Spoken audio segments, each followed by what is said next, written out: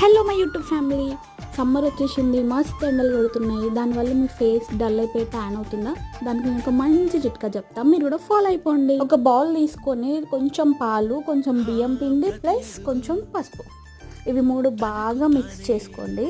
మీకు తిక్గా కావాలంటే తిక్గా మిక్స్ చేయండి. నేను పాలు కొంచెం ఎక్కువ యాడ్ చేసా, సో నాకు ఇంత పల్చగా ఉంది. ఫేస్ మొత్తం అప్లై చేసుకోండి. ఈ ఫేస్ ప్యాక్ వల్ల మన ఫేస్లో ఉన్న డల్నెస్ అంతా పోయి ట్యాన్ పోయి ఫేస్ చాలా నీట్గా అవుతుంది. ఈ ప్యాక్ మొత్తం నీట్గా అప్లై చేసుకున్న తర్వాత ఒక 5 to 10 minutes వెయిట్ చేయాలి. 10 minutes తర్వాత ఈ ప్యాక్ అంతా డ్రై అయిపోయింది, మన స్కిన్ అంతా అబ్జర్వ్ చేసుకుంది చూడండి.